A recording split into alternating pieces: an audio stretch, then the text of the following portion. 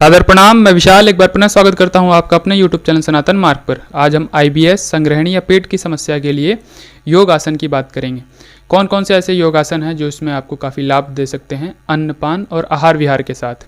तो सबसे पहला आसन है इसमें वज्र आसन। वज्र आसन में हम दोनों पाँव को पीछे मोड़ते हुए, अंगूठे के ऊपर अंगूठा रखते हुए, एड़ियों के बीच में गैप बनाते हुए, उसके अंदर अपने हिप्स को रखते हुए बैठ जाएंगे। कमर गर्दन बिल्कुल सीधी। आप देख सकते हैं पीछे की तरफ से मैं आपको दिखाने का प्रयास करूंगा। इस आसन में आप भोजन करने के बाद शुरू में 5-10 मिनट और धीरे धीरे करते करते 20 मिनट तक इसका अभ्यास कर सकते हैं। इसका नाम ही है वज्रासन, यानी कि आपके पाचन को वज्र के समान बना देगा। आप पत्थर भी खा के पचा सकते हैं, यानी कि गुरु से गुरु आहार, भारी से भारी अन्न भी आप अच्छे से पाचन कर सकते हैं। फिर हम करेंगे अगला अभ्यास। अगले अभ्यास में आता है वीरासन। वीरासन के अंदर वज्रासन जैसा ही है कुछ, लेकिन पाँव में आपके गैप रहेगा, पाँव जुड़े नहीं रहेंगे। पाँव के बीच में गैप बनाते हुए, घुटने मोड़ते हुए आप उसके अंदर बैठ जाएंगे और बिल्कुल कमर गर्दन सीधी। इसी तरह से आपको कुछ देर बैठने का प्रयास करना है, धीरे धीरे बढ़ाते हुए। इसको भी 5 से 10 मिनट किया जा सकता है। ये भी आपके पाचन को बढ़ाने में काफ़ी ज़्यादा कारगर रहता है। इसी आसन को आगे बढ़ाते हुए सुप्त वीरासन का प्रयास करेंगे हम, जिसमें हम इस तरह से हाथों को रखते हुए पूरा लेट जाएंगे और अपने हाथों को पीछे करते हुए ऐसे रख लेंगे। इसे कहा जाता है सुप्त वीरासना। सुप्त वीरासन भी आपके पाचन को और ज़्यादा बूस्ट कर देता है। धीरे धीरे आप प्रयास करते करते इस स्थिति में आ जाएंगे। आप जितना प्रयास करेंगे उतना ही इसमें दृढ़ होते चले जाएंगे। ये आसन आपके पाचन के लिए काफ़ी ज़्यादा अच्छा रहेगा। फिर हम धीरे धीरे हाथों को आगे करते हुए अपनी कोहनियों के सहारा लगाते हुए वापस स्टेबल कंडीशन। फिर हम आगे करेंगे अभ्यास अर्ध पद्म पश्चिमोत्तानासन। उसके लिए अपने लेफ्ट पाँव को उठाते हुए अपने एड़ियों को जंघाओं और नाभि के मध्य में यानी आंतों के पास लगाते हुए इस तरह से श्वास भरते हुए आगे झुकेंगे। श्वास खाली करते हुए अपनी चिन को हमें घुटनों से लगाना है और अपने दोनों हाथों को पाँव के आगे करते हुए उसे पकड़ लेना है। इस तरह से आसन में शुरू में 10-20 सेकेंड, फिर धीरे धीरे 1 से 2 मिनट या 3 मिनट तक भी रुकने का प्रयास करेंगे तो ये आपके पाचन के लिए बहुत अच्छा है। श्वास भरते हुए ऊपर उठें और श्वास छोड़ते हुए सामान्य। फिर इसी तरह से दूसरे पाँव से अभ्यास करेंगे। राइट पैर को इस तरह से अपने आंतों के पास लगाना है, जंघाओं के ऊपर और नाभि के मध्य में। श्वास भरते हुए आगे श्वास खाली करते हुए झुकेंगे। फिर आगे से अपने पाँव को पकड़ लेंगे, दोनों उंगलियों को इंटरलॉक करते हुए, दोनों हाथों की उंगलियों को, और अपनी चिन को घुटने से लगाएंगे। इस आसन में रुकने का प्रयास करेंगे। फिर पुनः श्वास भरते हुए ऊपर और श्वास खाली करते हुए सामान्य। तो जो लोग इस तरह से अपने पैरों को ऊपर नहीं रख सकते जंघाओं पर, उनके लिए इस आसन को फिर अपने पैरों को, एड़ियों को मूलाधार चक्र से लगाते हुए बगल में रख लेना है। इस तरह से इसको जानुशीर्षासन भी कहा जाता है। ठीक इसी प्रकार से श्वास भरेंगे, ऊपर जाएंगे, श्वास खाली करेंगे, सामने आएंगे और हाथों को इंटरलॉक करते हुए पाँव के सामने से अपनी चिन को घुटनों पर लगा लेंगे। इस आसन में हमें धीरे धीरे अभ्यास करते हुए रुकने का प्रयास करना है, कम से कम 30 सेकेंड, 40 सेकेंड, 1 मिनट, 2 मिनट। मैं इसमें कम करके दिखा रहा हूँ क्योंकि वीडियो लंबा ना हो और आपको आसानी से समझ भी आ जाए। फिर इसी तरह से दूसरे पाँव की तरफ से हम करेंगे और शुरू में आपके हाथ इतना आगे नहीं जाएंगे, लेकिन प्रयास आप करेंगे, कमर को सीधा रखने का प्रयास करेंगे, हाथों को ज़्यादा नहीं खींचेंगे। आपकी हैमस्ट्रिंग मसल्स पे आपको खिंचाव देना है, यानी जांघों के नीचे वाली मसल्स को।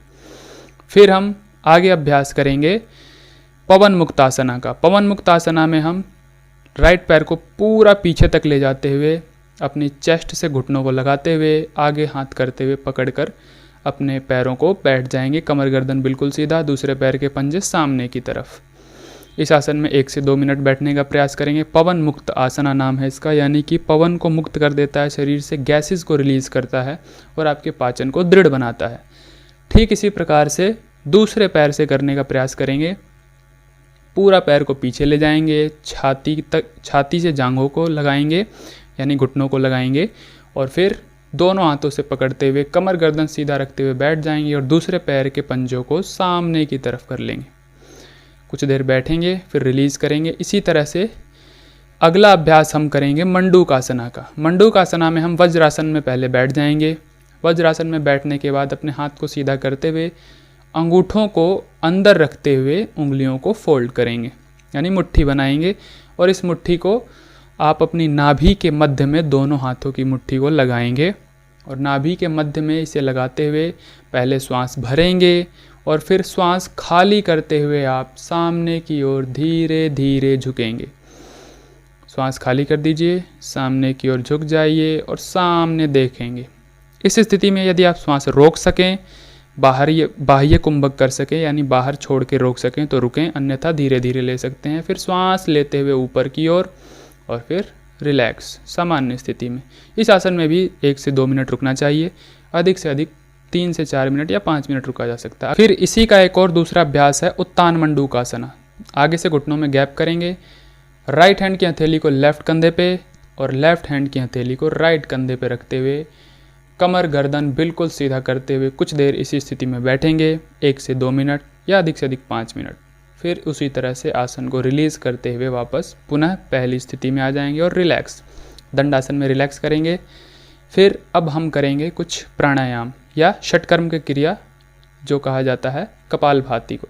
तो हम सिद्धासन में बैठ जाएंगे, दोनों एड़ियों को एक दूसरे के ऊपर रखते हुए मूलाधार चक्र से लगाते हुए ज्ञान मुद्रा हम हाथों में लगा लेंगे, बिल्कुल सीधा बैठेंगे और श्वास को फोर्सफुली बाहर छोड़ेंगे।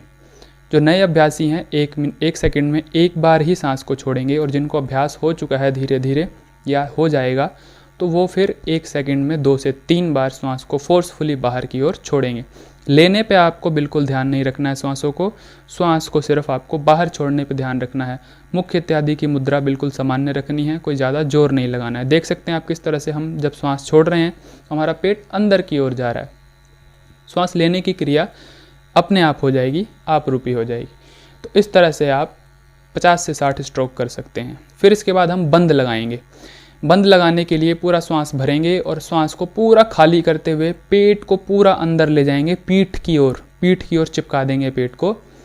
इसे कहा जाता है उद्यान बंद। उद्यान बंद लगाने से आपका पाचन काफ़ी ज़्यादा स्ट्रॉन्ग हो जाएगा। श्वास को बाहर ही छोड़ कर रखेंगे, जितना देर हो सके संभव प्रयास बाह्य कुंभक करेंगे और फिर उसके बाद श्वास को लेते हुए धीरे धीरे बंद को रिलीज़ कर देंगे। ये बंद आपके लिए काफ़ी ज़्यादा कारगर रहेगा। अगली क्रिया है अग्निसार क्रिया। अग्निसार में हम श्वास को बाहर बिल्कुल छोड़ देंगे और अपने पेट को अपने दोनों हाथों को आगे घुटने पर रख लेंगे, थोड़ा आगे की ओर झुक जाएंगे और अंदर बाहर की ओर करेंगे पूरी इंटेस्टाइन की मसाज। शुरू में थोड़ी दिक्कत होगी लेकिन धीरे धीरे आपको आ जाएगा। अग्निसार क्रिया आपके पाचन को काफ़ी ज़्यादा बूस्ट करता है। तो ये सभी आसन और प्राणायाम थे IBS की समस्या के लिए या संग्रहणी के लिए। आप अपने आहार विहार के साथ इन सभी आसनों का पालन करते हैं तो आपके लिए काफ़ी ज़्यादा कारगर रहता है। आज के लिए इतना ही, सादर प्रणाम।